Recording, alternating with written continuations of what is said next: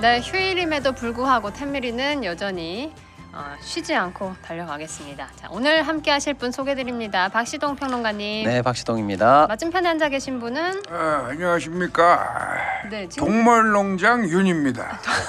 그러게요. 동물농장 출연하셨던 아유, 아침부터 시원하게 또 이거는 맥주를 발포줍니다. 이거 맥주는 술이 아니에요. 이거는 그렇습니다. 문화고 아. 또 역사지. 역사까지. 역사 그렇구나. 아니 기분이 많이 좋으신 것 같은데. 아주 신이 나요. 이거 우리 동물들 나오지 않았습니까? 아니 반려견 아니 반려자분들도 많이 들더라니요. 반려자분께서도 많이 신나신 것 같은데. 아니 반려자? 반려자가 무슨 말입니까? 우리 부인이 뭐 발로 만든 여자란 말입니까? 나 참. 바보입니까 내가? 큰 오해를 하고 계십니다. 네. 그만 드셨으면 좋겠는데. 자, 미리미터부터 하고 시작할게요. 제가 오늘 드린 질문 이겁니다. 윤석열 대통령 부부가 지난 주말 SBS TV 동물농장에 출연했죠? 왜 출연했을까 여쭤봤습니다. 여러분께서 어떻게 생각하시는지 봤는데 98% 응답은 자기 지지율을 올리려고입니다. 나머지 2%가 시청률을 올려주려고인데요. 댓글 중에 제가 한 가지만 소개해드리면 프로그램을 폐지시키려고 출연한 것이다라는 댓글이 있었어요. 네, 아무쪼록 각종 예능에 출연을 생각하고 계시다면 겸손은 힘들다에도 출연 한번 해보시면 어떨까? 여기 너무 다큐 아닌가? 여기요? 여기만큼 예능스러운 데가 어디 있습니까? 네, 그만 두시고 자 부릉부릉 첫 번째 시동 걸어보겠습니다. 네, 첫 번째 소식입니다. 앞에 계신 우리 윤 대통령님이 죄송합니다. 대통령 후보 당시인 지난 1월에 윤석열 대통령이 유튜브에 올라온 전기차 충전요금 5년간 동결합니다라는 그 유튜브 쇼츠가 맞아요. 아직도 있어요. 근데 거기를 보면 이 정부 내내 전기차 이준석이가 만든 거 아니야? 그렇죠. 전기 자동차 충전 요금을 동결한다는 게 대통령 후보의 이제 공약이었는데요. 하지만 이제 이번 달 15일에 전기요금이 5.3% 올라가지 않았습니까? 그 전기요금 인상에 따른 후속 조치로 정부가 이제 전기차 충전요금 인상폭을 결정하기 위한 검토 작업에 들어갔다라는 소식인데요. 이 소식이 전해지자 전기차 이용자들은 이거 연이은 공약 파기 아니냐라면서 지금 불만이 쏟아지고 있는 상황입니다.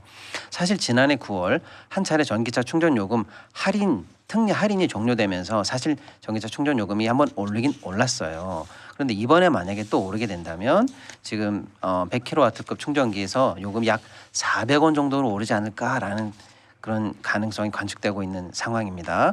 자, 이게 나하고 무슨 상관인데? 그래서 전기요금 올랐죠. 전기차 충전 요금 오르죠. 전기차를 쓰고 있는 택시나 영업용 차량 비용도 또 오르겠죠. 네. 물가 부담 또 오르겠죠. 이런 식으로 계속 꼬리에 꼬리를 물고 있는데 이렇게 하지 않겠다고 공약을 내걸으셨는데 지금 비판이 만만치가 않습니다. 어떻게 그거는 생각하십니까? 이제 그 현실성 있게 잘 준비를 해야죠. 옛말에 그런 말도 있지 않습니까? 소 잃고 뇌 약간 고친다. 뇌를 약간 고친다고요? 고쳐야지 이거. 뇌 약간 아니 문해력이 왜 이렇게 부족하세요? 문해력? 네. 아니 뇌가 없단 말입니까? 문뇌? 나참 그 진행이나 똑바로 하세요. 그 인신공격을 하시고 그래. 아니 자꾸 저한테 이래라 영장 저래라 받고 싶어? 하시는데 이러시면 곤란하죠. 참 이래라 저래라 하지 말라고. 저를 왜 해? 초파일도 지났는데. 심각합니다. 우리 와이프가 구약을 다 외워. 이래라 절해라 하지 마. 절하지 말란 얘기죠. 네, 굳이 설명을 하지 않아도 될 것 내가 같습니다. 바보입니까 내가? 다 알지 내가. 자, 두 번째. 네, 한전 얘기 나온 김에 다른 소식 하나 전해드릴게요. 한전 사장의 공백이 장기화되고 있다. 이런 소식인데요. 지난번 사실 전기요금 인상과 함께 한전 사장이 사퇴를 했거든요. 그래서 최대 에너지 공기업인 우리 한전의 수장 공백이 지금 장기화될 전망이라고 하는데요. 사실 26일에 한전이 정기 이사회를 열 예정이었다고 하는데요. 안건 비정을 이유로 이사회 일정 자체가 취소가 됐습니다. 사실 공공기관 운영에 관한 법률 시행령에 따르면 공공기관장이 사퇴를 하면은 한 달 이내에 임원추천위원회를 구성해야 네. 된다고 해요. 그러니까 아무리 늦어도 한 2주, 3주 안에 지금 한전 새로운 사장 임원추진위원회가 열려야 되는데 지금 이사회도 못 열리고 있는 이런 상황이에요. 왜 이렇게 되고 있나라는데 한전 관련한 안팎의 관측은 이렇습니다. 이게 아마 여권의 자리 나누기 때문에 내년 총선까지는 미뤄지지 않을까. 그렇다면 최대 공기업인 한전의 수장이 이제 지금 엄청난 경영 공백에도 불구하고 이 공백이 장기화되는 거 아닌가라는 지금 비판이 제기되고 있는 상황이에요.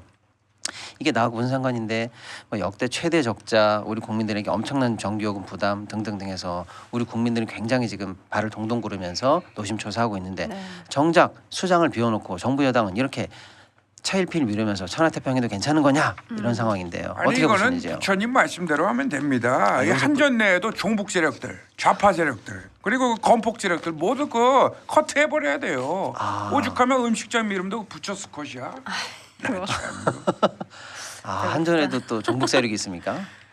아니 그렇게 자꾸 다 몰아가시면 어떡해요 약자들을.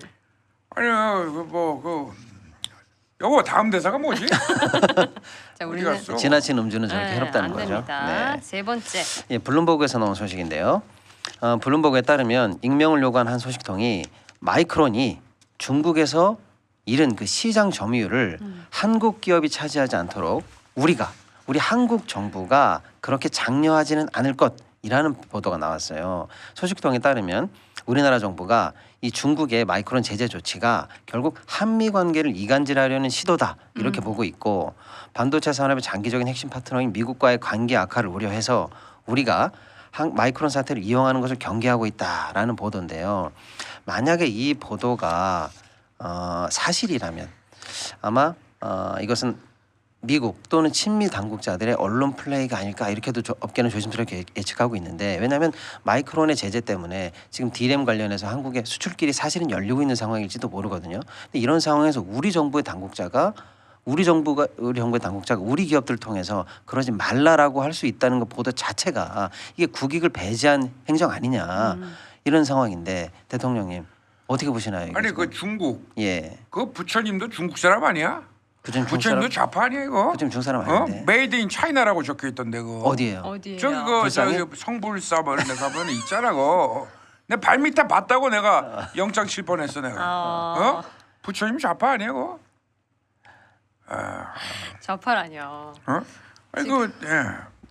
아니 아까 소 잃고 뇌 약간 고친다라고 말씀하신 거에 대해서 소를 잃었는데 어떻게 뇌를 약간밖에 안 고치냐라는. 조금밖에 안 고치는 거지. 원래 그 많이 고쳐야 되지 않냐. 복강경으로 하는 거예요 다. 자 알겠습니다. 일단 이 소식에 네. 이어서 짧게 다른 소식 한번 붙여볼게요. 네. 그러니까 지금 우리나라 정부가 중국에서 삼성이나 하이닉스가 반도체를 팔지 않도록 장려할지도 모른다라는 게 이제 언론 플레이로 하나 나온 상황이고 네. 반대적인 언론 플레이가 또 나왔는데요. 에이펙 관련해 가지고 우리나라 산자부 장관하고 중국 상무부 장관이 회담을 가졌어요. 그러니까요. 네. 양측에서 보도 자료를 냈는데 우리는 뭐 이런저런 협조하기로 했다라는 식의 포괄적인 자료가 나왔는데 중국 자료에 따르면 반도체 공급을 한국과 협력하기로 했다라는 자료가 나왔어요. 결이 달라요. 결이 다르죠. 네. 그래서 아까 블룸버그는 어느 쪽에서 언론 플레이를 한 것인가라고 추측해 볼 수도 있는 거고 이번에는 중국이 오히려 우리가 한국에 손을 내밀었다라는 식의 언론 플레이를 하고 있는 것으로 보이거든요. 반도체 미중 갈등 속에서 이렇게 언론전도 격화되면서 도대체 양측의 관계가 어떻게 되는 거예요? 아니 진핑 형 말 너무 믿지 마요. 우리 이든이 형이 다 버티고 있는데 시다 형하고. 그럼 우린 누구 시다 믿어야 형이요? 됩니까? 아니 시다 형하고 왜 진핑 형 시다 형은 좀 웃기네요. 기시다 형 기시 아니고? 시진핑은 시씨고 바이든은 바씨. 거기 습신가? 습씨. 참 이거 아무튼 그쪽에서 그 우리나라 보고 불장난하지 말라고 하는데 그럼 우리도 대책이 있다 이 말이에요. 네. 우린 뭐예요 대책이? 수종 도시로 만드는 거야. 그러면 이제 불이 안 나잖아. 해저 도시로 만들면은. 알겠습니다. 그럼 어획량도 늘고 회도 많이 먹고. 네 내일 뵐게요. 안녕. 바이. 네 태메리 시작하겠습니다. 오늘도 함께 하고 있습니다. 박시동 평론가님. 네 안녕하세요 박시동입니다. 네, 맞은편에는 아하. 계세요? 지금 주무실 때가 아닌 것 같은데. 대통령님 일어나시죠. 저기요. 카카. 돈 굴러간다 돈. 어딨어 돈? 돈 굴러간다. 자 돈 이 찾아보시고요. 새끼들 속이고 말이야. 아, 바로 깼네. 네, 밀리미터부터 하고 가겠습니다. 자, 부산에 들어왔죠. 네, 전범기인 우길기 달고 일본 함이 들어왔습니다. 그런데 이것을 가지고 햇살문이라고 하는 보도가 일부 있었습니다. 왜 그랬을까요? 여러분들한테 여쭤봤습니다. 첫 번째, 일본 눈치 보느라고. 두 번째, 햇살 눈치 보느라고.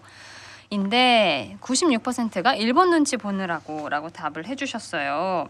댓글에 바이든을 날리면으로 듣는 귀에 우길기를 햇살기로 보는 눈까지 점점점도 있고 한마디로 심리적 식민지 시대다라는 의견까지도 나오는 수준입니다.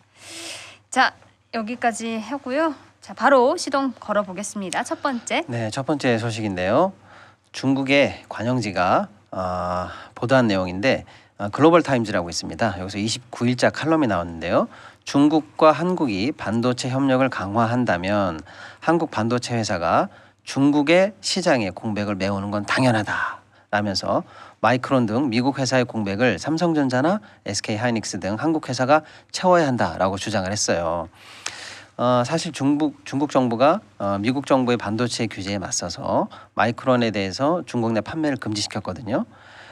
이에 대해서 이제 중국 관영지가 본격적으로 한국 회사가 그 마이크론의 공백을 메워야 한다라고 주장한 건데, 이 보도와 상반되는 보도처럼 느껴지는 게 사실 전날 블룸버그에 나왔었었죠. 네. 그래서 이제 블룸버그가 익명의 소식통을 이용해서 한국 정부가 자국 기업들에게 중국 내 메모리 칩 부족분을 메우지 않도록 권고할 것이다라는 식의 보도가 나왔습니다. 네. 이 보도의 두 결을 비교해 보시면 중국과 미국 양국 다 반도체 규제를 놓고 지금 우리나라 업계를 자국 편으로 끌어들이기 위해서 지금 공을 들이고 있는 상황처럼 보여요. 즉 마이크론의 중국 내 활동이 어려워진 상황에서 우리 업계가 어느 편에 설 것인가에 따라서 상대방에 대한 규제의 실효성이 달라지고 있다. 즉 우리나라가 어느 쪽 화살촉이 될 것인가, 이런 상황이 놓여 있다, 이렇게 보시면 되는데, 저는 지금이야말로 관점을 조금 달리해야 된다고 보는 거죠. 이게 양쪽 사이에 압박을 느끼는 가운데 낀 상황이라고도 보지만 한편으로는 양쪽에 다 우리가 지렛대를 활용할 수 있는 상황도 된다. 그래서 최선은 뭐냐? 미국으로부터도 얻어내고 중국에게도 일정 부분 판매하는 게 최선이겠죠. 근데 최악은 뭐냐? 중국을 적으로 돌려가지고 중국 시장에서 두들겨 맞고, 그러니까요. 반면 미국에게는 가드레일 같은 주요한 실익도 못 얻어내면서 반도체 패권 일본에게 넘겨주고, 양쪽에서 다 이득을 취하는 게 좋은데 그렇죠. 양쪽에서 다 얻어 맞을까봐 지금 걱정인 그런 거잖아요. 아주 중요한 순간을 지금 맞이하고 있는 겁니다. 네. 그런 와중에 뭘 그렇게 어떻게 하면 드시나요? 좋을까요, 대통령님? 일단 먹어야 됩니다. 뭐예요? 이 그게? 상황에서요? 먹는 거 좋아하니까 어묵을 먹어야 됩니다. 국물이 뚝뚝 흐르는 지금 배에 국물이 떨어지는데. 아이, 야 동건아, 닭발 좀 가져와라. 아이, 오늘도 녹조라떼까지. 이 마이크론 공백 이거만 심각합니다. 네. 그러나 할 수 있습니다. 어떻게 해야 될까요? 동파육 정신으로 가는 동파육 정신. 네. 동, 동네 바보처럼 성열이 멀뚱멀뚱 서 있으면 안 됩니다. 파. 파국으로 하기 전에 각국이 뭘 하는지 정보를 파야 돼. 그렇죠. 유. 6m만 팔아. 6m만 파야 돼. 아이, 턱받이 빨리 준비해 주시기 바라고요. 어묵이 자, 질겨. 아무튼 중요한 순간입니다. 네. 예, 두 번째 자영업자 소식인데요. 1분기 자영업자의 가구 소득이 3년 만에 감소한 것으로 나타났습니다. 29일 통계청의 1분기 가계 동향조사 데이터를 보면 1분기 자영업자가 가구 주인 그 가게의 월 평균 소득이 471만 7천 원으로 1년 전보다 3.2% 줄었습니다. 자영업자 가구의 소득이 전년 대비 감소를 기록한 것은 2020년 1분기 이후에 12개 분기 만에 처음인데요.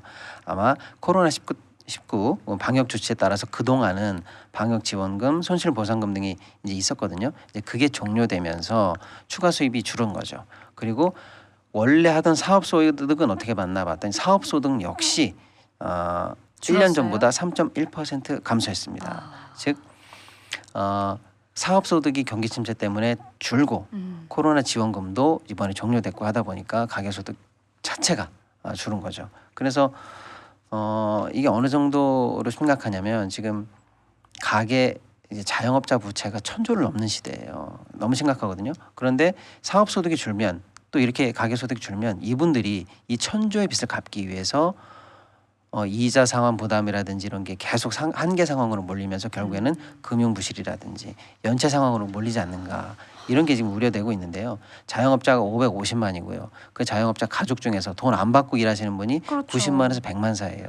대충 600만 명 이상의 국민들이 이렇게 지금 소득 감소와 한계 상황에 몰리고 있다 이렇게 보시면 되는데 심각한데 이거 어떻게 보시나요? 나도 경제가 일단 어렵습니다. 네. 너무 나도 그 어렵습니다. 자영업을 해봐서 아는데 아 해보셨어요? 네. 주걱턱 정신으로 해결이 가능합니다. 주걱턱 주걱턱 정신. 정신이요? 네. 운 좀 떠주세요. 네, 주. 주. 주책만 떨지 말고 대책이 없는 이 상황. 예? 덕. 걱정 마세요. 해결 방법이 있습니다. 아 있습니까? 턱. 턱갈비. 덕갈비. 턱갈비. 덕갈비. 이래 턱갈비 때려 부어. 네. 아무도 몰라. 턱갈비. 턱갈비. 6m 팔려면 턱갈비 얼마나 필요합니까? 피가 나도록 파야 아, 열심히 파야 됩니다. 예. 그렇군요. 그 턱갈비로 지금 어묵 드시는 겁니까? 이거 윤옥이가 사준 거예요. 아. 윤옥이도 턱갈비 좋아해요. 네, 유유상종. 네. 네. 세 당연히 번째. 어떤 네. 특정한 영역에 계신 분들은 못 느끼시겠지만 지금 자영업자 관련해 가지고는 사상 최악의 지금 상황입니다. 굉장히 힘든 상황이에요. 네.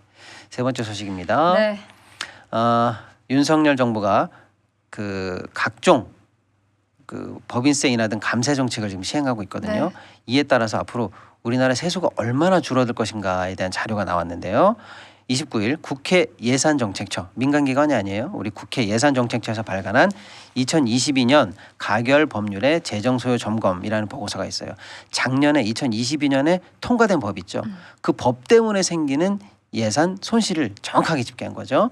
그에 따르면 앞으로 5년간 무려 82조 원의 세수 감소가 예상된다는 거예요.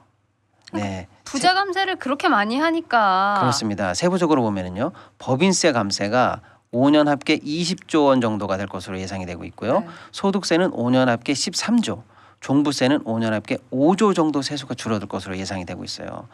자, 경제적으로만 보면 지금 이렇게 국가가 어려울 때 재정 지출을 통해서라도 뭔가 좀 아까 말씀드린 자영업자 대책도 해야 되고 할 일이 많거든요. 그런데 이렇게 세수가 줄면 정부가 할 수 있는 손발이 묶이는 상황이거든요. 그렇죠. 너무 어려운 상황으로 몰고 가고 있는데 이렇게 부자 감세가 이렇게 큰 폭으로 지금 진행되고 있어요. 어떻게 보십니까? 이건 뭐 어려울 게 없습니다. 저도 글로벌 CEO 출신인데 대강 두 번만 하면 됩니다. 대강 2번? 그럼 4대강이. 아, 그렇게 아. 부자 감세도 이렇게 해서 턱갈비 챙기시고 어준이는 근데 감옥 안 들어가나? 모르겠네. 어준이 들어갔다 나와야 돼. 사람이 됩니다. 아, 사람이 돼요? 어묵 먹을래요? 아니요, 아직 먹던 거 말고 하나 더 주세요. 네, 맛있어. 네, 시간이 다 됐네요. 우리 턱갈비도 어떻게 쓰시는지 좀 공개하시면 안 될까요? 그거? 네. 거의 아유 갑자기. 건강히 못 사줬어. 안 좋습니다. 여기 좀 분리할 때 닦으시고요. 분리할 때만 건강히 앉아주시거든요. 녹조조끼 입고 오셨는데 예쁘게. 이거 녹조조끼. 가졌어요. 갑자기. 알아주니까 좋네요. 네, 오늘 여기까지 할게요. 내일 인사드리겠습니다. 안녕. 안녕. 네, 텐미리 시작하겠습니다. 자, 오늘 함께하고 계신 분 소개하겠습니다. 박시동 평론가님. 네, 박시동입니다. 네, 맞은편에 거울 좀 그만 보세요. 네. 안녕하십니까, 박근입니다. 네, 오늘 입술이 좀 창백하시네. 이두박근. 입술 까먹으신 것 같은데. 네, 박근님 함께하고 계십니다. 자, 잊어먹기 전에 미리미터부터 확인하고 가겠습니다. 자, 오늘 제가 드린 질문은 이겁니다. 오늘 대통령실에서 경계 경보를 발령했는데 왜 그랬을까? 여러분은 어떻게 생각하시는지 1번 일본 흉내 내느라고, 2번 자기들이 겁나서 이렇게 드렸는데요. 62%가 간만에 팽팽하네요. 자기들이 겁나서라고 응답을 해주셨네요. 그 중에 댓글 중에 눈에 들어온 거는 요겁니다. 겸공보라고 모닝콜 했나 봅니다. 점점점 이렇게 또 올라왔습니다. 자, 부릉부릉 시동 걸어보겠습니다. 네, 첫 번째 소식입니다. 중소기업이 전망한 경기 전망이 다시 악화되고 있다라는 소식인데요. 중소기업 중앙회가 지난 15일부터 22일까지 중소기업 무려 3,058개를 대상으로 경기 전망 지수 SBHI라고 있거든요. 를 조사했는데 6월달 전망이 81.1입니다. 그게 전월 대비 2.7포인트 하락했다는 소식인데요. 경기 지수가 100보다 높으면 경기 전망을 긍정한다는 얘기고요. 100보다 낮으면 그 낮은 만큼 경기 전망이 어둡다 이렇게 본다는 뜻이에요. 그래서 업종별로 보면은 제조업이 84, 전월보다 2.5포인트 내렸고요. 비제조업은 79.9로 2.8포인트 내렸습니다. 이렇게 어려운 경기 전망을 하는 이유가 뭐냐, 가장 애로점이 뭐냐라고 물어봤을 때 내수 부진이 61.2%로 가장 높았고요. 그러니까요. 인건비 상승 44%, 기타 등등이 있습니다. 이게 나하고 무슨 상관인데 그래서 제가 몇 주 전 기사를 같이 묶어서 소개해드릴게요. 대기업도 이렇게 경기 전망을 하는데 우리 600대 대기업을 대상으로 했을 때 전망 지수가 90.9였어요. 15개월 연속 100 이하입니다. 그러니까 지금 대기업도 100 이하로 15개월 연속으로 경기 전망을 어둡게 보고 있는데 이번에 중소기업까지 다시 어둡게 보고 있다. 대기업, 중소기업 합쳐서 쌍끌이로 우리 기업 모두가 하반기 경기 전망을 어둡게 보고 굉장히 힘들어하고 있다 이런 얘기입니다. 네. 아주 안 좋은 소식인데요. 어떻게 보십니까? 정책을 하다 보면 실수도 있는 것이고 네. 부침도 있는 것 아니겠습니까? 그 류미리가 트로트를 부르다 실수하면 뭐겠습니까? 뭐지? 미스트롯. 미스트롯 같은 그렇군요. 상황이다. 그렇습니다. 네, 알겠습니다. 알겠습니다. 예, 두 번째 소식인데요. 박근혜님, 네. 한국은행이 25일 날 국내외 경제 동향 전망 보고서를 발표하면서 요즘 가장 또 관심을 받고 있는 깡통 전세, 역전세 현황 관련한 시사점에 대해서 발표를 했어요.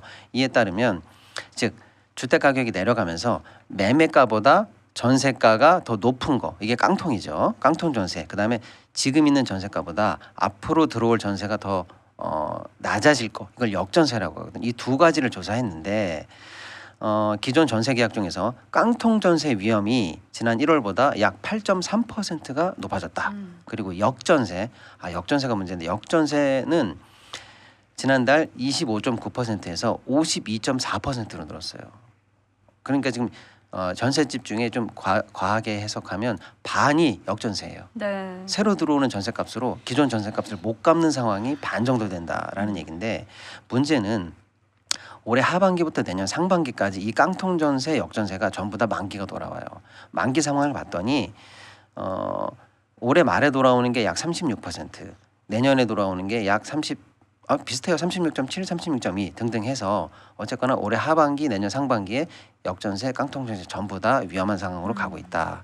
이게 나하고 무슨 상관인데 가만히 생각해 보시면 기존에 있던 임차인들이 집값이 내려가던 역전세 난이던 어쨌거나 지금 보증금을 상환받지 못할 상황 그런 위험으로 지금 상황이 안 좋게 흘러가고 있는 거 아니냐.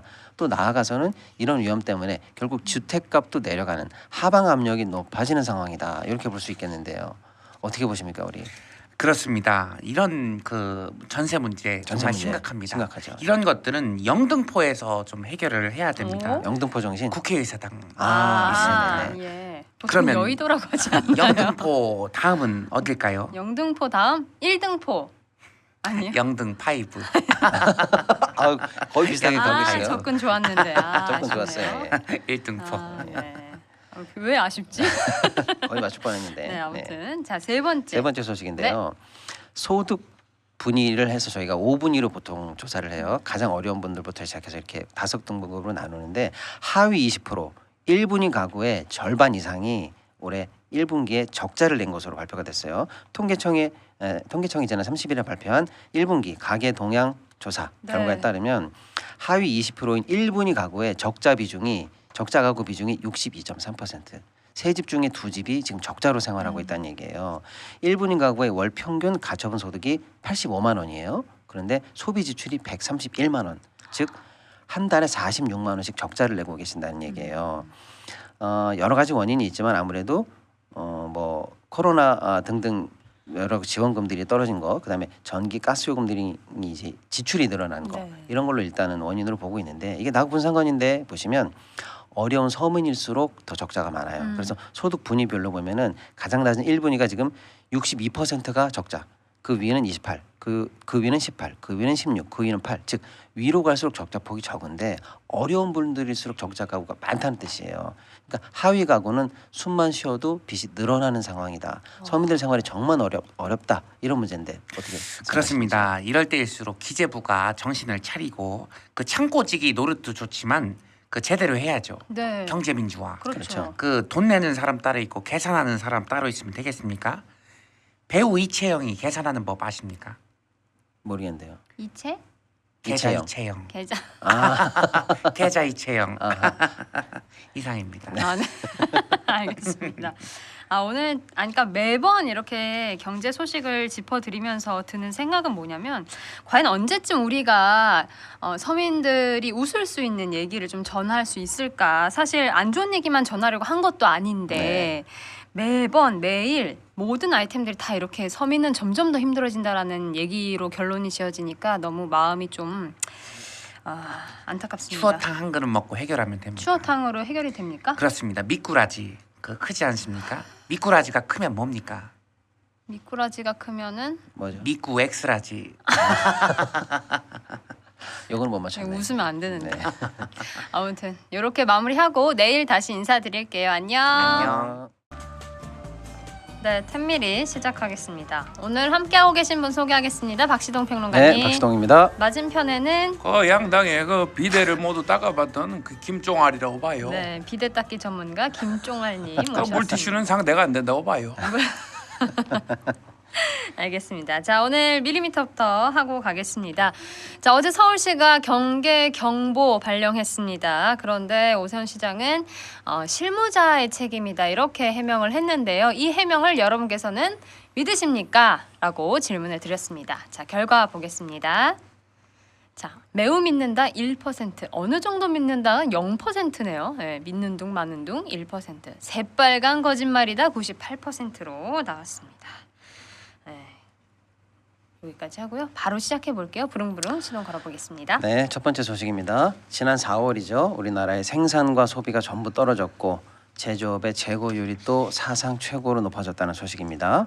31일에 통계청이 발표한 산업활동 동향에 따르면 4월 전산업 생산지수가 109.8로 전월보다 1.4% 감소했는데요. 지난해 2월 이후로 14개월 만에 최대 감소폭입니다. 한마디로 생산활동이 꺾였다 이렇게 보시면 되겠고요. 이 중에 제일 중요한 부분이 사실은 광공업 생산이에요. 광공업. 네. 쉽게 말하면 공장이 얼마나 잘 돌아갔냐 이건데 전월 대비 1.2% 줄었고요. 제조업도 똑같은 수치로 1.2% 줄었습니다. 그래서 전반적으로 생산 활동이 다 위축됐고 특히 중요한 게 반도체인데 반도체는 0.5% 살짝 증가하는 데 그쳤다. 거의 그대로라는 얘기예요. 네. 반면에 이제 반도체나 화학 제품 중심으로 이제 공장이 안 돌아가고 물건 출하가 주니까 재고율, 쉽게 말하면 공장에 물건이 쌓인 거죠. 이게 3월에 117.2%였는데 4월에 130.4%로 13.2%가 올라갔어요. 그러니까 이게 어느 정도 지금 물건이 쌓여 있는 게 심각하냐면요. 1985년부터 이 수치를 우리가 매기기 시작했는데요. 사상 가장 높은 수치. 지금 우리나라에서 물건이 안 돌고 창고에 쌓여서 생산이 이렇게 위축되고 있는 게 사상 최고치. 뭐 IMF 이후다 다 이것도 합쳐서 아니고 그냥 사상 최고치입니다. 재고율 사상 최고. 예, 안 돌고 있다 이렇게 보시면 될 것 같고요. 특히 주목할 부분이 하나 더 있는데요. 이렇게 생산 활동이 위축됐는데 공공이 또 생산 활동 기여하는 부분이 있어요. 공공행정 활동이 12.4% 급감했어요. 이것도 2011년 2월 이후로 12년 만에 최대 감소폭입니다. 즉 정부가 우리 생산과 산업에 기여하는 바가 확 줄었다. 마이너스 역할을 하고 있다. 이렇게 보시면 될 것 같아요. 소비 또한 줄어가지고요. 소매 판매액 지수가 4월에 105.2로 2.3포인트 감소했는데 작년 11월 이후 최대 감소폭입니다. 소비 활동도 꺾였다 이겁니다. 이게 나하고 무슨 상관인데 좀 정리해드리면 이런 거예요. 생산 활동이 취약이라는 거는 공장이 안 돌고 멈춰 있고 휴업하고 쉬고 이런다는 얘기고요. 네. 소비도 안 늘고 있어요. 사람들이 돈이 없으니까 마음에 문이 닫히는 거죠. 그러다 보니까 창고에 재고가 쌓이고 있고 한마디로 요약하면 경기가 안 산다. 우리 경기가 돌지 않는다. 이렇게 보시면 될 것 같고요. 이렇게 본다면 상저하고라고 당초 예측했는데 이 흐름대로라면 하고는 고사하고 지금 막연한 희망이라도 좀 갖기 어려운 정도로 지금 굉장히 위축된 상황이다. 이렇게 보고 싶습니다. 경제 전문가 아니십니까? 한마디 해주시죠. 경기가 안 돌면 그 돌게 만들면 되는 거 아니에요? 그렇죠. 그래서 내가 정말 그 옛말에 그런 말이 있어요. 국민은 그 위대한 지도자에게 등을 돌리지 않는다. 그 국민을 위해서 정말 섬기면은 이거 제대로 될 것인데 내가 정말 피를 토하는 심정으로 내가 그동안 정말 피를 토하는. 혹시 그러면 피 아니에요? 가래라고 봐요. 내가 그렇게 먹어 있어요. 알겠습니다. 참. 내가 섭섭하다고 봐요. 금태섭섭하다고 봐요.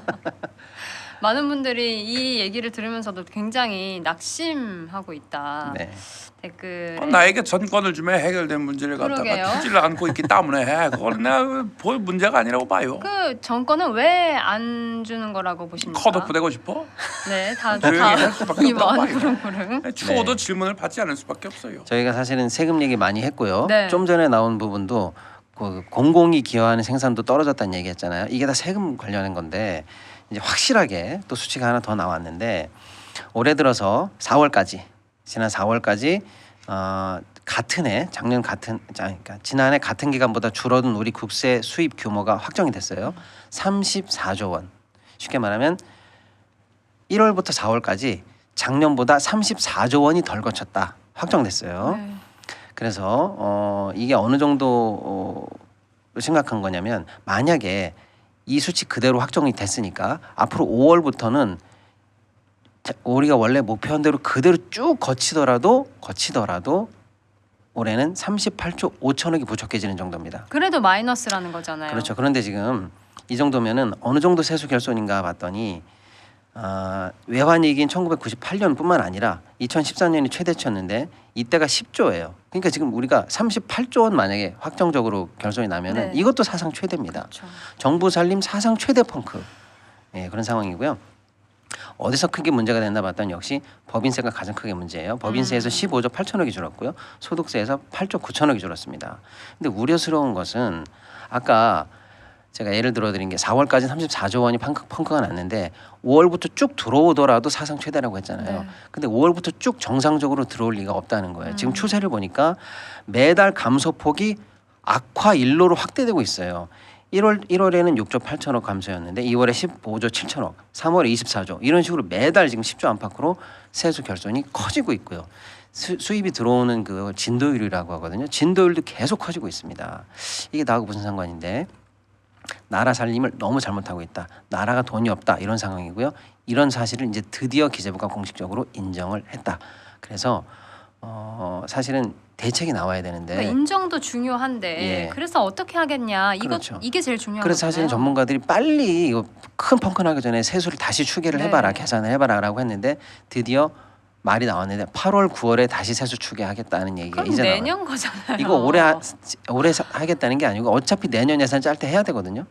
그때 그냥 하는 동 마는 동 하겠다는 거예요. 그럼 올해는 어떡합니까? 그러니까요. 그리고 이 세수 펑크에 대해서 추경을 해서 뭐 다시 좀 부족한 부분을 메꾸든지 뭐 어떻게 할 거냐 했더니 추경도 안 한다. 그럼 돈 안 쓸 거니? 불용할 거니? 불용도 안 한다. 어쩌겠다는 거냐. 그러니까 지금 겨우겨우 세수 펑크를 인정했지만 제대로 된 대책이 없이 그냥 막연히 지금 경제부 총리도 이름이 추경호인데 그래서 지금 나라 살림이 추경을 안 하면은 그 어떻게 나라 살림이 구멍가게보다도 없어요. 못한 상황이 됐습니다. 근데 지금 개노답이라고 봐요. 재경부 출신 아니십니까? 내가 그 보사부 장관도 그 했었는데 후배 재경부 난 공무원들한테 한마디 그 해주세요. 미래 자산으로서 그 이대나 미대녀 그 지금 대학 축제 기간 아니겠어요? 네. 대동제 정신으로 정치권이 반성을 해야 된다고 봐요. 대동제 정신. 운좀 대- 띄워주세요. 대학생들이요 축제 기간일 텐데 동, 그 동네 시끄럽게 하지 말고 그 얼른 입학하세요.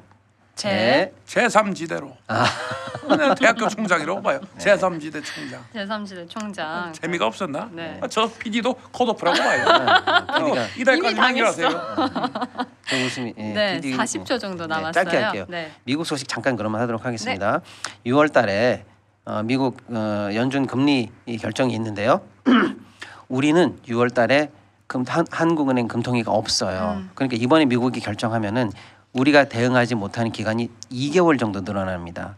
그런데 지금 당초에는 미국이 동결될 것으로 예상했는데 오늘 기준으로는 미국이 올릴 것으로 전망하는 비율이 63%로 우세합니다. 오. 미국 물가가 잡히지 않기 때문인데요. 그래서 만약에 이번에 미국이 올린다면 미국과 한국의 금리 차가 2% 이상 벌어지는 역대 최고 구간이 더 늘어나면서 기간이 2개월 이상 벌어지는 굉장히 위험한 구간으로 들어갈 예정이에요. 그래서 아주 주의 깊게 미국의 금리 상황을 보셔야 된다. 미리 한번 알려드리겠습니다. 네, 내일 이어갈게요. 안녕. 안녕. 오빠이라고 봐요.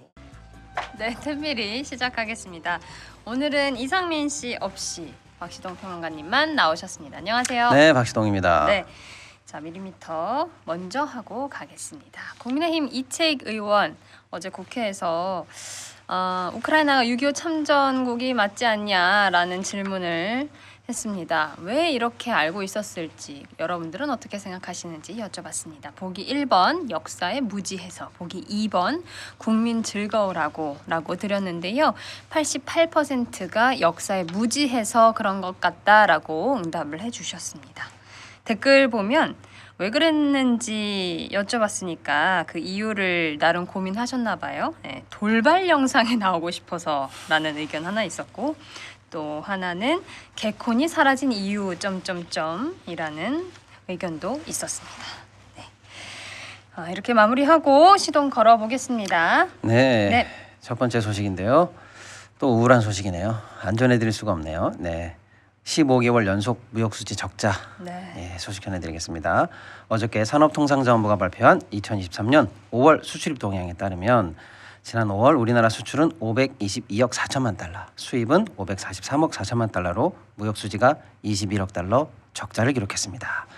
1월에서 5월까지 누적 무역 적자액이 273억 4천만 달러를 기록했는데요. 작년 사상 최대 적자였거든요. 작년 전체 적자가 477억 달러인데 그거의 61%를 무려 5개월 만에 기록하게 됐습니다. 적자액으로만 치면은요. 네. 대한민국 건국 이래 최대, 사상 건국 이래 최대라고요? 를 기록 중입니다, 지금. 자, 그러면 이제 무역 적자 연속 개월 수를 따져봤더니 15개월 연속인데요. 네. 이것은 외환위기 때 이후 또 최장기간 적자입니다. 수출이 8개월 연속 감소했는데요. 아이고, 다만 이제 조금 긍정적인 것은 조업 일수를 조업 일수인지가 그러니까 달마다 다르거든요. 조업 일수를 배제한 일평균 수출은 10월 이후로 24억 달러대를 조금 회복해 가는 중입니다. 그래서 정부는 뭐라고 했나 봤더니 9월 이후에는 이런 적자 행진이 그쳐질 것으로 예상한다. 그래서 근거가 뭔데? 그러니까요. 그랬더니 월별 무역 수지 적자 규모는 조금씩 줄고 있는 거 아니냐. 그래서 그걸 근거로 9월에는 적자 행진이 그칠 것으로 본다 이렇게 얘기했는데요. 아마 앞으로 전망적인 제일 핵심은 역시 국제 에너지 가격과 반도체 이렇게 보거든요. 우리 수출의 핵심 역시 반도체니까 네. 반도체가 회복될 것인가가 이제 포인트고, 또 하나는 이제 하반기로 들어가면 지금 에너지 가격이 낮은데 이제 겨울을 앞두고 에너지 가격이 오를 가능성이 있거든요. 그게 어느 정도 되느냐에 따라서 정부 예측대로 정말로 조금이라도 회복을 할 수 있을지 없을지를 이제 지켜볼 수 있는 상황이 되겠습니다. 네. 자, 두 번째 소식인데요. 네. 어저께 유 기자님도 말씀하셨지만 너무 안 좋은 소식만 전해주신다고 해가지고 좋은 소식 하나 가져와 봤어요. 있어요? 네, 하나 있네요. 우리나라 차 업계 네. 9개월 연속 성장하고 있다라는 소식인데요. 우리나라 완성차 5개 업체 있거든요. 현대, 기아, 혹시 그거 아세요? 쌍용 이름 바뀐 거 아시죠? 네. KG 모빌리티, 그다음에 한국 GM, 르노 합쳐서 5개인데 5개 5월 판매량을 종합했더니 전 세계 시장에서 71만 대 정도를 팔아서 전년 동월보다 17% 정도 늘었네요. 그리고 차는 9개월 연속 성장세 중이다. 좋은 소식이죠? 네. 현대차는 대충 한 7.8% 늘고 있고 기아차는 14% 정도 늘고 있고 현대 기아를 합쳤더니 61년 이후 무려 1억 5천만 대 누적 판매를 돌파했다는 소식이네요. 현대가 사실은 전 세계적으로 지금 많이 위상이 올라가고 있는 거예요. 네. 그리고 쌍용에서 이름을 바꾼 KG 모빌리티도 19% 정도 증가하고 있고요. GM도 무려 99% 정도 늘고 있고요. 르노 코리아도 수출이 175% 늘었습니다. 이게 나하고 뭔 상관인데 하도 어려워가지고 좋은 소식을 가져와 봤는데 차 때문에 겨우 우리 경제가 숨통을 쉬고 있다. 이렇게 보시면 될 것 같아요. 예, 다 안 좋지만 차 업계는 조금 낫다. 예. 자, 세 번째 소식 전해드릴게요. 저축은행 부동산 대출 연체액이 석 달 새 2배가 늘었다는 소식이에요. 저는 이 2배를 석 달 만에 2배가 올라간 걸 제가 거의 본 기억이 없어서 너무 깜짝 놀래가지고 가져왔습니다. 엄청난 숫자죠. 예, 올해 1분기 저축은행 업권의 연체율이 5.1%인데요. 전년 동기가 2.6이에요. 네. 이거에 비해서 거의 2배 수준으로 상승을 했어요. 이 기간 동안에 저축은행 업권 전체 순이익이 작년 동기는 4,563억 이익이었거든요. 지금은 마이너스 523억으로 아주 곤두박질 치고 있는 상황입니다. 특히 문제가 이제 부동산 관련 대출 연체익이 올해 1분기에만 2배 가량 늘었어요. 부동산 관련 대출 연체액이 1분기에 1조 7,600억 정도인데요. 지난달 말이 아니, 지난해 말 9,100억 정도 수준이에요. 그러니까 세 달 만에 저축은행 관련해서 부동산 연체가 2배가 늘어나고 있어요 지금. 그러니까 한마디로 말씀드리면 저축은행의 지금 연체율 관리에 약간 비상이 걸려 있다 이렇게 보시면 되고요. 저축은행 업계에서도 이 연체율 대비해서 사실 충당금을 많이 쌓고는 있었습니다. 그런데 충당금을 늘려가는 것보다 연체율이 더 빠르게 늘고 있어요. 연체가 왜 이렇게 많이 는 거예요? 이게 나하고 무슨 상관이 돼서 제가 말씀드리려고 했는데 네. 사실은 이제 뭐 전체적으로 1금융뿐만 아니라 뭐 2금융 특히 뭐 카드 이런 데도 연체율이 다 올라가고 있지만 저축은행 관련해서 연체율 중에서 제가 특히 좀 유념해서 봐야 될 포인트는 뭐냐면 PF 저축은행이 투자하고 있는 PF가요. PF 시장 중에서는 제일 좀 고약합니다. 좀 수도권의 우량 아파트 쪽보다는 지방, 중소형 또 안 좋은 환경 그리고 약간 상업용 오피스텔 이런 데 PF가 많이 몰려 있거든요. 이게 굉장히 위험할 가능성이 있어요. 그래서 이 부분에 좀 주의를 기울여야 될 것 같습니다. 네. 그렇군요. 하나 더 할까요? 네, 네. 할 수 있습니다. 소상공인 대출 보증이 많이 부실하다. 그래서 지역 신용보증기금 등이 잘못하면 셧다운되는 거 아닌가라는 또 위험한 소식이 하나 들어왔어요. 지역 신용보증재단이 전국에 많이 있습니다. 여기서 이제 대위 변제율 현황 자료가 나왔는데 대출받은 소상공인들이 이제 대출을 못 갚으면 이제 지역 신용보증기금들이 대신 갚아주죠. 이게 대신 갚아주는 자금이 올 4월까지 4,313억이었다는 거예요. 네. 작년에는 전체 대위 변제가 5천억이에요. 그러니까 작년 전체액의 지금 85%를 올 4월에 벌써 대위 변제하고 있는 상황이에요. 이게 무슨 뜻이냐면요. 이대로 가다가는 지역 신용보증재단의 재원마저 소진되는 게 아닌가라는 알람이 나오고 있는 상황이에요. 특히 문제되는 게 아예 소상공인이 폐업을 해가지고 받을 수 없는 상황. 폐업으로 인한 대출 부실이 지금 3%를 돌파했는데요. 이거는 글로벌 금융위기 부실이 정점에 있었던 2012년 대비 변제율하고 같은 수준이에요. 아마 이런 상황이 이제 더 나아질 것인가 안 나아질 것인가 이제 걱정이 되는데 저희도 몇 번 얘기했지만 우리 정부의 소상공인 대출 원리금 상환 유예가 9월이면 끝나요. 9월 지나면은 소상공인분들의 대출 원리금 상환이 못하는 그런 우려되는 상황이 기하급수적으로 늘어났거든요. 더 심해질 더 심해지죠. 것이다. 그렇게 되면 지역 신용보증재단의 재정 부실까지도 우려되는 그런 상황인데 이게 나하고 무슨 상관인가 봤더니 사실은 지역 신보가 우리 사회적으로 보면 사회 안전망의 금융적으로는 거의 마지막 안전판이거든요. 마지막 뚝까지도 지금 물이 차오르고 있다. 이렇게 보시면 될 것 같아요. 표면 장력 상태다. 다음 네. 주에 뵐게요. 안녕. 네, 안녕.